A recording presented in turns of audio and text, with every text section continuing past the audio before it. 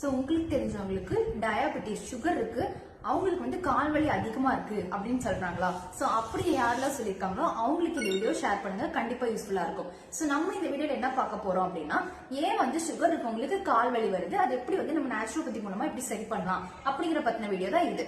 So நம்ம சேனலை follow பண்ணிக்கோங்க. This is doctor Kavinya Saravanan.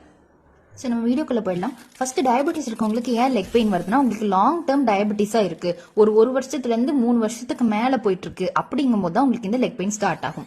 ஏன் இது வருதுன்னா, உங்களுக்கு டயபெட்டிஸ் அதிகமாக ஆக உங்களுக்கு அந்த நர்வ்ஸ் இருக்கு இல்லையா, அங்க போகக்கூடிய நரம்புகளும் ரத்த நாளங்களும் வந்துட்டு வீக் அடைய ஆரம்பிக்கும், டேமேஜ் ஆக ஆரம்பிக்குது. மெயினா இது வந்து லெக்லயும் ஃபீட்லயும் தான் ஸ்டார்ட் ஆகுதுன்னு சொல்றாங்க, கால் பகுதியில தான் ஸ்டார்ட் ஆகும். சோ அதனாலதான் உங்களுக்கு இந்த வலிகள்லாம் வருது. அடுத்து இது என்னன்னா சிம்டம்ஸ் இருக்கும் அப்படின்னு வந்து பாத்தீங்கன்னா, போர்னிங், டிங்லிங் சென்சேஷன், உங்களுக்கு எரிச்சல் அதிகமா இருக்கும். சோ நம்னஸ்னா மரத்து போற மாதிரி இருக்கும். அப்பப்போ பின்ஸ் அண்ட் நீடில்ஸ், பின் குத்துற மாதிரி உங்களுக்கு அடிக்கடி வலிக்கும். இந்த மெயினா இந்த வலி வந்துட்டு உங்களுக்கு நைட் தான் அதிகமா இருக்கும்.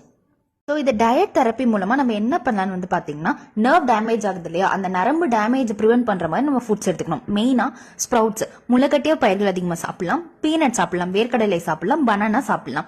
அது மட்டும் இல்லாம பிளாக்ஸ் சீட்னு சொல்லக்கூடிய ஒரு சீடு இருக்கு, அதை வந்து நீங்க பவுடர் மாதிரி ரெடி பண்ணி டெய்லி ஒரு ஸ்பூன் நீங்க சாப்பிட்டுட்டு வரலாம். ஸோ இந்த மாதிரி பண்ணும்போது உங்களுக்கு அது வந்து டயட் தெரப்பில நீங்க கண்ட்ரோல் பண்ணலாம். அது மட்டும் இல்லாம ஹைட்ரோ தெரப்பி, வாட்டர் ட்ரீட்மெண்ட்ல நீங்க என்ன பண்ணலாம்னா, உங்க கால்களை வந்து 10ல இருந்து 15 நிமிஷம் வந்துட்டு நீங்க வார்ம் வாட்டர்ல சோப் பண்ணி வச்சிருக்கணும். அது மட்டும் இல்லாம நீங்க டெய்லி 20 மினிட்ஸ் வாக்கிங் போயிருக்கணும்.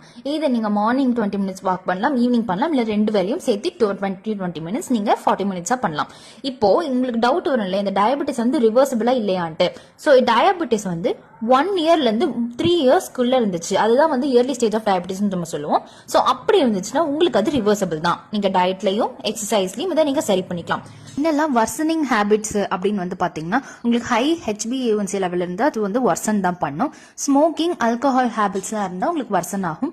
பிபி, கொலஸ்ட்ரால் இருந்தாலும், விட்டமின் B12 டெஃபிஷியன்சி இருந்தா, ஒபிசிட்டி இருந்தா, சோ இதெல்லாம் வந்து வர்சனிங் ஹேபிட். இந்த ஃபுட் பெயினை இன்னும் வர்சன் பண்ணக்கூடிய கண்டிஷன்ஸ் அண்ட் ஹேபிட்ஸ். ஸோ இந்த மாதிரி நிறைய இன்ஃபர்மேட்டிவான வீடியோக்காக நம்ம சேனலை ஃபாலோ பண்ணிக்கோங்க. தேங்க்யூ.